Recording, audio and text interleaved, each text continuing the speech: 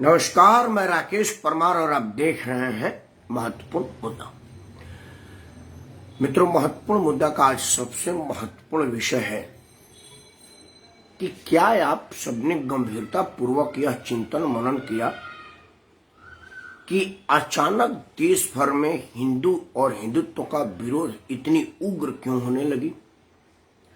किसी भी सत्य सनातन धर्म के तीज त्योहार वाले समारोहों में, शोभा यात्राओं में या पूजा पंडालों पर इतना तीव्र खूनी विरोध क्यों होने लगा।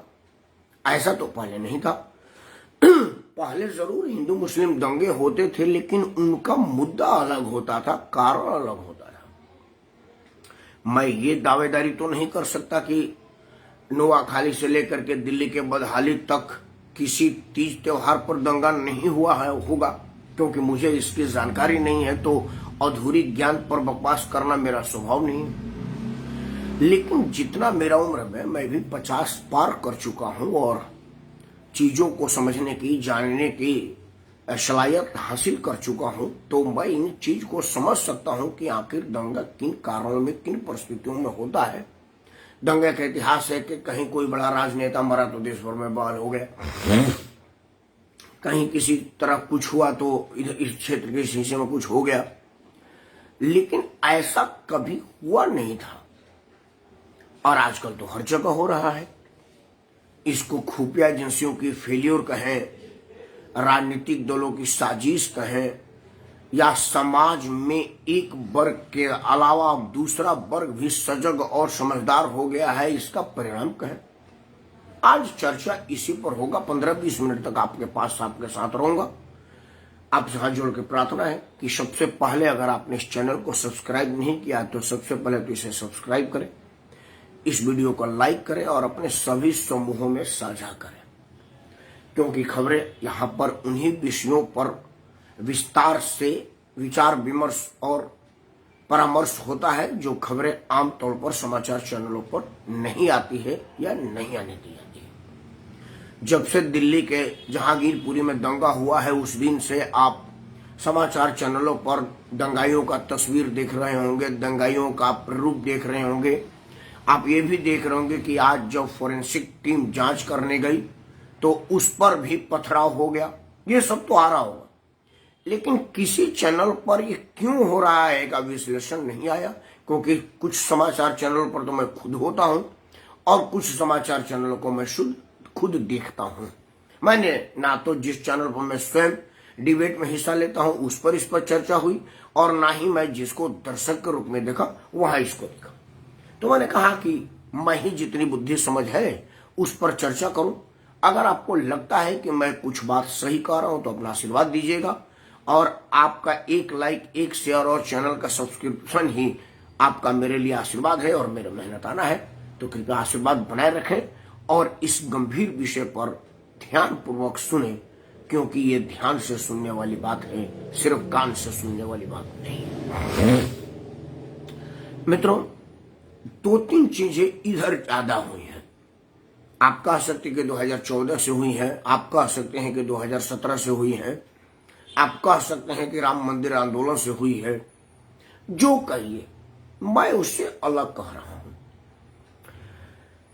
मित्रों, हमारे देश का ये दुर्भाग्य है, भारत महान का, कि हमारे यहां धार्मिक कट्टरता बहुत ज्यादा है, खासतौर से मुसलमानों में।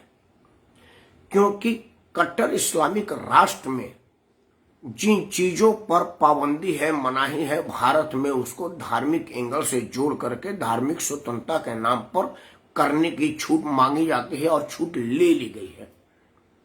जैसे मैं आपको बताऊं, पैगंबर साहब का जो जन्म स्थान माना जाता है मक्का, जो दुनिया भर का मुसलमान एक बार जरूर वहां जाकर के दर्शन कर लेना चाहता है, उनका दीदार करना चाहता है, उनसे दुआएं मांगना चाहता है, उनके मजार पर दुआएं पढ़ना चाहता है, और पढ़ लेने के बाद कहता है कि मेरा जन्म सवार्थ हो गया। उस मक्का शहर में, और वो जिस देश में है, सोवियत में, वहां सड़कों पर नमाज अदा करने की कानूनी मनाही है। अगर आप वहां पर सड़कों पर नमाज अदा करते पकड़े जाते हैं, पाए जाते हैं, तो आप पर कड़ी और बड़ी प्रतिबंध के साथ सजा भी होती है। आर्थिक दंड के अलावा शारीरिक दंड भी दी जाती है, मतलब कोड़ों की बरसात होती है, जेल के अंदर भर दिए जाते हैं और आर्थिक दंड लगाया जाता है, वो अलग। लेकिन वहां इस्लाम खतरे में नहीं है, पैगंबर साहब का अपमान नहीं है, मुसलमान का अपमान नहीं है, क्योंकि वो इस्लामिक राष्ट्र है। दुबई जो इस्लामिक राष्ट्र है, मुस्लिम शासक और रूलर है वहां पर अगर आप सड़क को जाम कर देंगे, सड़क पर नमाज अदा करेंगे, तो वो दुबई वाला ही बात आपके साथ होगा। लीबिया, सीरिया की तो मैं बातें नहीं कर रहा हूं, ये तो समाप्त हो चुके देश हैं, आपसी गृह युद्ध में वो खत्म हो गए हैं, तो उनका क्या उदाहरण लिया जाए। हमारा पड़ोसी मुल्क पाकिस्तान, जिसमें इस्लामिक रूलर रहा है और वो अभी वहां के नवाज शरीफ के भाई शहबाज शरीफ का शपथ ग्रहण हुआ था इमरान खान को हटा करके, तो उन्होंने शपथ के पहले मुसलमान की आयत फतवा जो भी हो, मुझे नहीं पता कि क्या पढ़ते थे, वो पढ़ा, जो उसका तर्जुमा था कि अल्लाह ही सबसे बड़ा है दुनिया में, अल्लाह का रूल ही स्वीकार है, वगैरह वगैरह। उसके बाद उसने अपने पद और गोपनीयता की शपथ ली। वहां पर भी अगर कोई सार्वजनिक जगह पर, सार्वजनिक जगह के चौड़ीकरण, अस्पताल बनाना, विद्यालय बनाना या किसी और काम के लिए अगर उस स्थान की जरूरत पड़ती है, अगर वहां पर पहले से मस्जिद कायम है, तो उसको तोड़ करके हटाया जा सकता है और हटाया जाता रहा है। लेकिन हमारे देश में इस पर अगर बात करेंगे तो हो सकता है मुझ पर धार्मिक दुर्भावना का केस लग जाए, क्योंकि हमारे देश में इस पर चर्चा करने की इजाजत नहीं है और बात करना तो बड़ी दूर की बात है। मुस्लिम कंट्री में कई जगह हिजाब लड़कियां पहनती हैं, कई जगह नहीं पहनती, वो उनकी निजी स्वतंत्रता है, मर्जी हो पहने, मर्जी हो ना पहने, दबाव नहीं है। यहां तक कि पैगंबर साहब की अपनी नवासियां भी नहीं पहनती थी नकाब, क्योंकि उनका मानना था कि ये जो मेरी खूबसूरती है, जिसमें अल्लाह का नूर है, वो अल्लाह का दीदार होता है और लोग खुदा को का एहसान मानते हैं कि खुदा ने एक नायाब चीज का गठन किया है और इस सुंदरता पर खुदा का आशीर्वाद है, हम इसको क्यों ढकें। और उनके अपने शौहर जो उस वक्त वहां के गवर्नर भी थे, उन्होंने कहा कि ये बिल्कुल ठीक है, आपको आजादी है। लेकिन हमारे देश में नकाब और हिजाब और जो भी उनका परिधान है, वो उसको यूनिफॉर्म का हिस्सा बना करके बवाल काटा जा रहा है। लड़कियां स्कूल नहीं जाती, कहती मैं स्कूलें नहीं जाऊंगी, क्योंकि मैं जब तक हिजाब या नकाब या जो भी उनका शब्द हो नहीं इजाजत होगी तो मैं जाऊंगी ही नहीं। तो जिस इस्लाम का शुरुआत करने वाले पैगंबर साहब के घर में हिजाब पर दबाव नहीं था, वो ना पहन सकती थी, हमारे देश में उसी पर बवाल है और बहुत बड़ा गंभीर सवाल है। तो ये हमारे देश में एक इस तरह का अस्थिर वातावरण है कि हम सब लोग या तो हम इसको कहें कि अधजल गगरी छल कर जाए, या ये कहेंगे कि हमको इस्लाम का मालूमातें नहीं है, हम बेमतलब सुनी सुनाई बातों को मानते हैं, जो असली धर्म है उसको हम जानते ही नहीं है। खास तौर से ये मुसलमान के लिए मैं कह रहा हूं। ऐसा मैं क्यों कह पा रहा हूं, क्योंकि कई चीजें जो पक्का और सच्चा मुसलमान है वो नहीं करता और हम उस पर हठधर्मिता पाले हुए होते हैं। मित्रों, इस बात को कहने के पहले एक हल्की बातें कह लेता हूं। मेरे लिए हल्की बातें पर बात बड़ा गंभीर है, इसको लाइटर मोड में लीजिएगा। पार्लियामेंट में किसी बात पर चर्चा हो रहा था, तो जम्मू कश्मीर के पूर्व मुख्यमंत्री, कांग्रेस के सांसद और कांग्रेस के वरिष्ठतम नेता गुलाम नबी आजाद साहब ने चर्चा की शुरुआत किया। चूंकि भारतीय जनता पार्टी की नई नई सरकार आई थी, कश्मीर में महबूबा मुफ्ती के साथ सरकार बनी थी और नेता विपक्ष होने के नाते गुलाम नबी सरकार की आलोचना करते, तो उनका राजनीतिक धर्म भी है, कर्तव्य भी है और भारत का नागरिक होने के नाते उनको ये अधिकार मिला है कि वो चाहे तो सरकार की आलोचना करे, चाहे तो सरकार की तारीफ करे। वो उनकी मर्जी है, उनकी स्वतंत्रता है, उनके अपने विचार है, संविधान उसका इजाजत देता है, तो वो संविधान के दायरे में कर रहे थे। और संसद के अंदर तो संविधान के दायरे के अलग बोल भी नहीं सकते, क्योंकि बिना रूल बुक के तो वहां पर आप खड़ा नहीं हो सकते, बोलना तो दूर की बात है।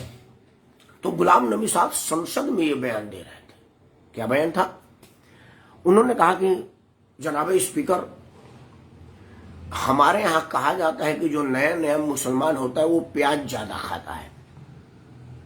उन्होंने उसको एक्सप्लेन करके एलिब्रेट करके बताया कि जनाब, चूंकि पहले की मान्यता है कि जो सत्य सनातन हिंदू धर्म के मानने वाले संत महात्मा और हिंदुत्व के मानने वाले लोग हैं, वो लहसुन प्याज नहीं खाते, क्योंकि इसमें तामसी भोजन माना जाता है और लहसुन प्याज हमारे मुसलमानों का भोजन माना जाता है।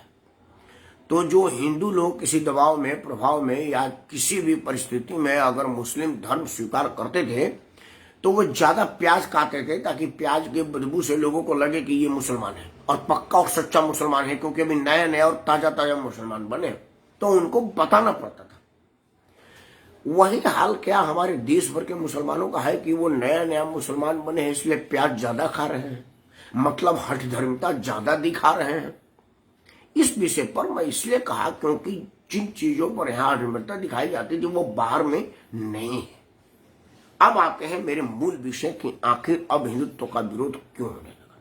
वो उसका इससे मतलब था, मैं बेमतलब का तो कोई बात कहता ही नहीं। और 10 बजे की फेस लाइव तो मेरा मुख्य काम है, मैं इसमें कैसे हल्केपन का इस्तेमाल करूंगा। तो आजकल मित्रों देखा गया है कि सत्य सनातन धर्म में जागरूकता आई है, क्योंकि पहले सनातनी लोग कहते थे कि यार चलता है, मतलब हम सब लोग सब चलता है कि नीति को अपनाते थे। लेकिन विज्ञान का एक सिद्धांत है कि आप जिसको ज्यादा दबाएंगे वो उससे ज्यादा शक्ति से, तीव्र गति से आगे बढ़ेगा। आप सब लोग जो बंदूक चलाए होंगे वो देखते होंगे कि बंदूक कब्बड़ की गोली आगे निकलने से पहले पीछे जोर की झटका देती है। इसीलिए जब हम लोग नया नया बंदूक चलाना सीख रहे थे तो हमारे घर के लोग कहते थे कि इसको मजबूती से दबा कर रखना, अगर यहाँ पर गैप रहेगा तो कंधा तोड़ देगा, क्योंकि बड़ी तेज झटका देगी। तो हम सब लोग इसको बंदूक को बढ़िया से दबा के पीछे बहुत खींच के तब फायर करते थे, तब भी झटका लगता था।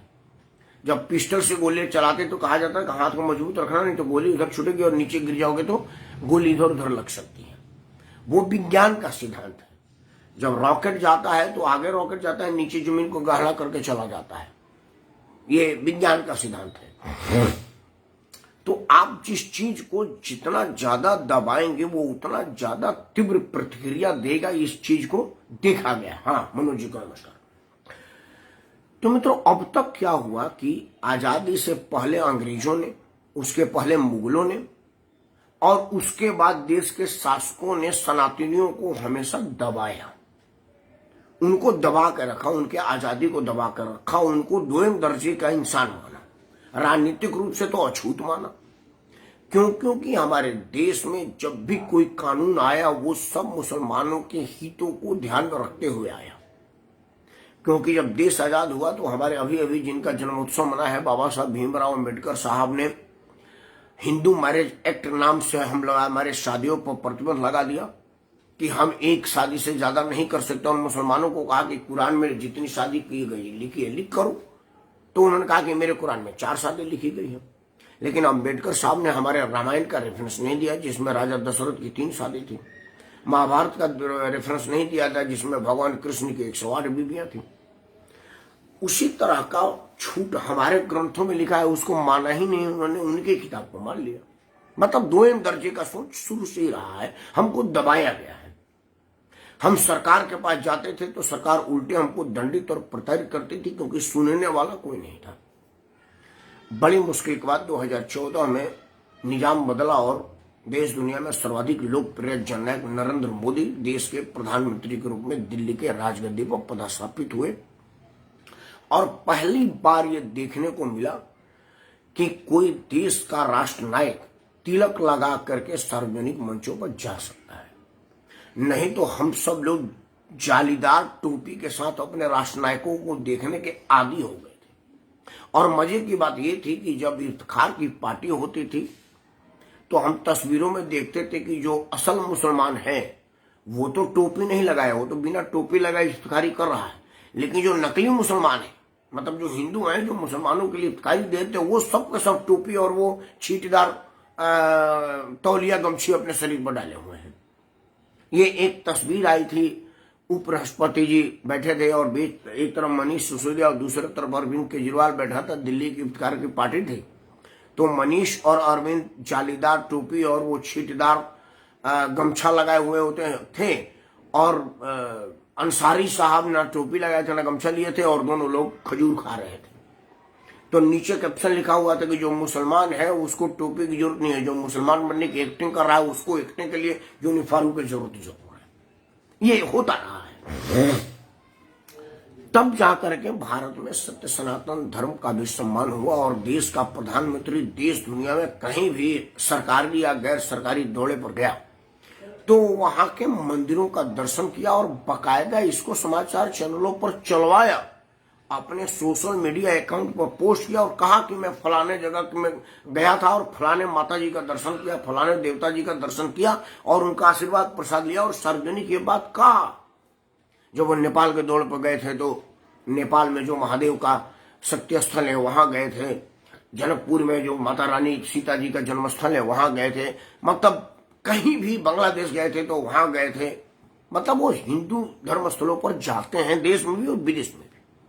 तो सत्य सनातनियों का थोड़ा हौसला बढ़ा।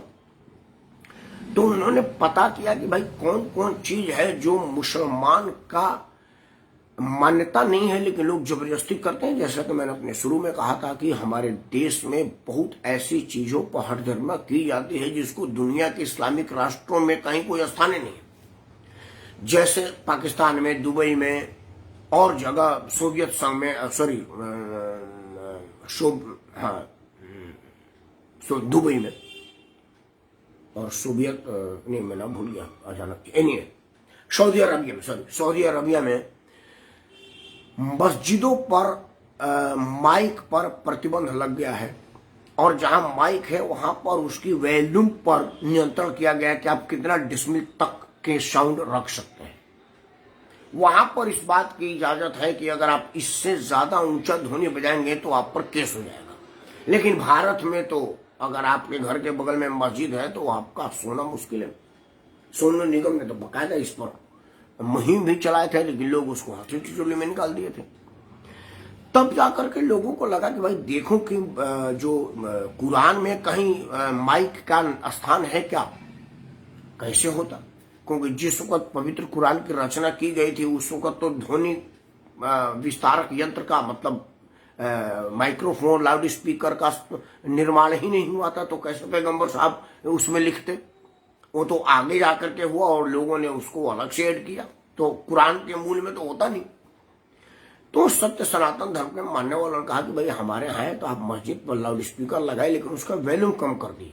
मुसलमानों ने उसको बढ़ा दिया क्योंकि भारत में तो कुछ भी करने की छूट है, क्योंकि इस देश में भारत के संविधान का शपथ लेने के बाद भी इंसान ये कह सकता है कि इस देश के रिसोर्सेज पर अधिकार मुसलमानों का है, अल्पसंख्यकों का है, तो कह सकता था। तब लोगों ने कहा कि भाई अगर आप अपने वॉल्यूम को कम नहीं करेंगे तो हम भी अपने लाउड स्पीकर हनुमान चालीसा बजाएंगे। ये बोलते क्रिया का प्रतिक्रिया, क्योंकि अगर कुरान में नहीं लिखा है माइक पर अजान करना और आप माइक लगा रहे हैं तो हमारे रामायण में भी नहीं लिखा है माइक पर हनुमान चालीसा, लेकिन हम बजाएंगे। तब ये दोनों तरफ से होने लगा जो संघर्ष का कारण बना। अब स्थिति क्या हुई कि अब वो एक वर्ग में ये लगा कि भाई ये तो हमेशा के लिए नासूर बन जाएगा, इसको तुरंत एक्शन और रिएक्शन लेना पड़ेगा। तो उन लोगों ने इस चीज पर जोड़ा, सोचा कि क्या किया जाए। दुनिया में जहां भी कहीं कोई आतंकी संगठन होता है या जिस आदमी को कानून का सामना कानून के उल्लंघन से करना होता है वो सबसे पहले महिला और बच्चों को आगे कर देता है, क्योंकि कोई भी मानव महिला पर हथियार नहीं चलाना चाहता। आपने महाभारत में देखा होगा कि जब पितामह युद्ध भूमि से नहीं हट रहे थे तो भगवान कृष्ण ने दुर्योधन को कहा कि आप एक काम करिए, धर्मराज युधिष्ठिर को कहा कि आप एक काम करिए, आप पितामह का दिया हुआ वरदान उनको वापस कराइए। तो धर्मराज युधिष्ठिर बोले कि ऐसा कैसे होगा? बोला आप जाइए ना, मैं कह रहा हूं, क्योंकि युद्ध और आपके बीच में वही फंसे और वही आपको विजय सूर्य दिए हैं और जब तक युद्ध भूमि से हटेंगे विजय नहीं मिलेगा। तो पितामह ने उनको बताया कि देखो मैं अपनी दी हुई चीज वापस तो नहीं ले सकता लेकिन मुझको मार्ग से हटाने का उपाय बता सकता हूं। तो बोला बोलिए। तो बोला कि आप शिखंडी को अपने रथ पर ले आना, मैं शिखंडी को दे करके हथियार नहीं उठाऊंगा, क्योंकि उन्होंने शिखंडी में अंबिका को देख लिया था कि ये एक महिला है जो कि अपने तपस्या से अर्धनारीश्वर बन गई है। तो महाभारत काल से लेकर के आज तक महिला पर कोई भी सभ्य इंसान हथियार नहीं चलाता। ये हमारे पुलिस भी नहीं चलाती। महिला पर कहा जाए कि महिला बच्चों पर हथियार न चलाया जाए, और टीवी पर आता है कि महिलाओं बच्चों को भी नहीं छोड़ा। लीटे का जो सरगना था प्रभाकरण, वो क्या करता था कि हथियार चलाने से पहले आगे महिला और छोटे छोटे बच्चों को खड़ा कर देता था। मिलिट्री वाले अपने बंदूक तान के खड़े रहते थे और उनके पीछे से वो बंदूक से मिलिट्री वालों को मार देता था। हरियाणा में एक वो शैतान साधु हैं जो प्रवचन किया करते थे। जब पुलिस ने उनके आश्रम पर छापा मारा तो उन्होंने महिलाओं बच्चों को आगे खड़ा कर दिया और उसके पीछे से गोलीबारी कर रहे थे। पुलिस के कई लोग जख्मी हुए, कई लोग मारे गए, और पुलिस उस डर से कि महिला बच्चा घायल ना हो जाए वो हथियार का इस्तेमाल नहीं किया, और बहुत मुश्किल हुई। बाद में इस बात को समझ में उन्होंने महिला और बच्चों को बंधक बना लिया था कि महिलाएं कहीं वहां से आ मत जाए, और अगर वो आ जाएंगी तो हम निहत्थे हो जाएंगे, क्योंकि महिला ही उसका हथियार थी। वही हाल अब आजकल हो रहा है। हमने देखा मध्य प्रदेश में पुलिस बल पर छत से महिलाओं ने पत्थरबाजी किया, वो सबने देखा। बाद में उस घर को तोड़ दिया गया, वो और भी ज्यादा लोगों ने देखा। जहांगीरपुर में भी यही हाल हुआ। जब हनुमान जयंती की जुलूस शोभा यात्रा निकल रही थी तो छतों से महिलाओं बच्चों ने पत्थरबाजी फेंकना शुरू कर दिया, ताकि पुलिस वाले उन महिला बच्चों के पत्थरबाजी को का जवाब बंदूक से या पत्थर से ना दे सके, क्योंकि सामने महिला और बच्चा है। मुझे नहीं लग रहा कि ये किसी धार्मिक ग्रंथ में लिखा होगा, चाहे वो रामायण हो या कुरान हो, कि आप महिला बच्चों से पत्थरबाजी करवाइए। लेकिन उसके आड़ में इस तरह की शैतानी प्रवृत्ति को अंजाम दिया जा रहा है धर्म के नाम पर। और यही हुआ कि वहां पर हुआ। तो ये इस तरह की जो सोच डेवलप हो रही है समाज में, वो क्यों हो रहा है, वो 2 मिनट में बता करके वीडियो को सॉल्व कर रहा हूं। मित्रों, ये जो प्रारंभिक जांच से पता चला, चाहे वो इसके पहले रामनवमी के जुलूस में देश भर में बवाल हुआ हो, या जो अभी हनुमान जयंती पर हुआ हो उसमें बवाल हुआ, तो जिन लोगों को पकड़ा गया इस साजिश में, वो बड़े चौड़े से स्वीकार किया। उन्होंने ये नहीं कहा कि पुलिस ने फर्जी पकड़ लिया है। ये भी एक चीज है, क्योंकि पहले मुझे कहता था कि नहीं मैं निर्दोष हूं। जब सारी जांच आ जाती थी तो पकड़ा जाता था, तब मानता था। जैसे सीआईए में आम आदमी पार्टी का पार्षद अंत तक कहता रहा, जबकि पूरे समाचार चैनलों के कैमरे पर वो मोबाइल पर बात करते, छतों से पथराव करते दिख रहा था। लेकिन उसका अरविंद केजरीवाल कह रहे थे कि नहीं, वो लोगों को तितर बितर करने के लिए कह रहे थे, अपने लोगों को सौताना दे रहे थे। जब पुलिस ने उसका पूरा सीडीआर निकाल करके केजरीवाल को सुनाया, तब जाकर के केजरीवाल कहा कि ठीक है अब मैं पार्टी से निकालता हूं, क्योंकि वो तो पूरा मामला सार्वजनिक हो गया था। तो उस तरह की स्थिति के बाद अब क्या हो रहा है कि वो लोग स्वीकार करते हैं कि हाँ हमने किया है, क्योंकि उससे उनको सेंटर मिल जाएगा। अब की बात जो लोग पकड़े गए उन लोगों ने कहा है कि जी हमारा उद्देश्य था कि इतनी ज्यादा खौफ भर दो हिंदुओं को कि वो अगर किसी मोहल्ले में एक भी मुस्लिम घर है तो उसके सामने से अपना हिंदुत्व का प्रचार न कर पाए। सार्वजनिक जुलूस और माइक पर किसी तरह का हनुमान चालीसा और धार्मिक अनुष्ठान का गान ना करें, इतने डर जाए। ये एक चरित्र डेवलप हो रहा है। दक्षिण भारत के एक राज्य में, नाम भूल रहा हूं, मैंने उस वक्त फेसबुक लाइव भी किया था, कि एक गांव है जहां पर 2-4 घर मुसलमानों का था। नसबंदी और जनसंख्या नियंत्रण पर हिंदुओं ने कम बच्चा पैदा शुरू कर दिया, और वो 4-4 शादी और 40-40 बच्चा पैदा करके अब वहां पर 20 से 25% हो गए। तो उन्होंने हिंसा के जगह कोर्ट का सहारा लिया और वो कोर्ट में चले गए कि भाई अब मेरी आबादी यहाँ पर 20 से 25% हो गई है, और मुझे हिंदुओं का वो जो मंदिर है उसमें पूजा से खलल उत्पन्न हो रहा है, उसको रोक लगा दिया जाए। और मजे की बात है कि जिला कोर्ट ने उसके केस को अटेंड किया और हाई कोर्ट तक मामला गया। हाई कोर्ट उसको मतलब इंटरटेलेबल समझ रही है, यही सबसे बड़ी बात है। तो ये सब चीज डेवलप हो रहा है। यही एक चीज हो रहा है कि ये जो क्रिया का प्रक्रिया हो रहा है, इसमें खौफ बढ़ने की एक साजिश रची जा रही है। और मामला दोनों तरफ से। सत्य सनातन वाले भी कह रहे हैं कि आप माइक बजाइए, मैं भी माइक बजाऊंगा, आप आजान करें, मैं हनुमान चालीसा करूंगा। तो ये वर्ग संघर्ष को बढ़ावा दिया जा रहा है, और देश के हुक्मरानों के लिए बड़ा आसान और सुकून देने वाला खबर है कि भाई चलो इस पर महंगी पेट्रोल, सब्जियों के आसमान छूते दाम और खाद्य पदार्थ का आउट ऑफ रीच होने पर कहीं कोई बहस नहीं हो रहा है। कोरोना काल के बाद अब काम धाम कंपनियों में सामान्य हो गया, लेकिन रोजगार सामान्य क्यों नहीं हो रहा, इस पर कहीं कोई चर्चा नहीं हो रही है। सीएनजी अब शतक लगाने के करीब है, कुछ रन और बना ले तो शतक लगा लेगा, इस पर कहीं कोई चर्चा नहीं है। क्यों? क्योंकि वर्ग संघर्ष पर चर्चा हो रहा है। 3-4 दिन से समाचार चैनल पर जहांगीरपुरी घटना के अलावा किसी बात पर विषय नहीं, क्योंकि पहले यूक्रेन था और अब जहांगीरपुरी है। यूक्रेन ठंडे के बाद जहांगीरपुरी हट जाएगा तो देश में और बहुत जगह है, बवाल करने में कितना देर लगता है। लेकिन हम तो लोग हैं जो और कहीं नहीं होता वो यहाँ होता है। कहीं कोई विषय पर जो बात नहीं करता वो हम करते हैं और आपके लिए करते हैं, ये तो बने तो पहले से है। तो मैं आपको इस बात के लिए कह रहा हूं कि आप इन चीजों को समझें, वो चाहे हिंदू हो या मुसलमान हो, और अपने आप को कंट्रोल करें। बहस करना होगा तो जरूरी विषय पर करिए कि महंगाई क्यों बढ़ रहा है, बेरोजगारी क्यों बढ़ रही है, देश की आर्थिक हालात चरमरा सा गया हुआ है। सुना है कि अडानी का कई हजार करोड़ का स्टेट बैंक ने लोन माफ कर दिया। ये पैसा आप ही का है और आप ही से वसूला जाएगा, इस पर कभी चर्चा क्यों नहीं हो रहा है। इन सब महत्वपूर्ण मुद्दों पर चर्चा समाज में हो, और ये गैर जरूरी चीजें जब रुके तो, और ये रोकेगा कौन? रोकेगा कौन? आप। लेकिन आपको तो मजा आ रहा है। हिंदू वाला कह रहा है कि हमने 4 माइक लगा के सनातन हनुमान चालीसा पढ़ दिया, और मुसलमान कह रहा है कि 2 और हमने बढ़ा करके अजान शुरू कर दी। तो करते रहो, अंत में नुकसान आप ही का है। क्योंकि जो नेता चुपचाप बैठा है वो तो पुलिस के सुरक्षा में बड़ी महल में है, आवाज आपकी वहां तक नहीं पहुंच रही है।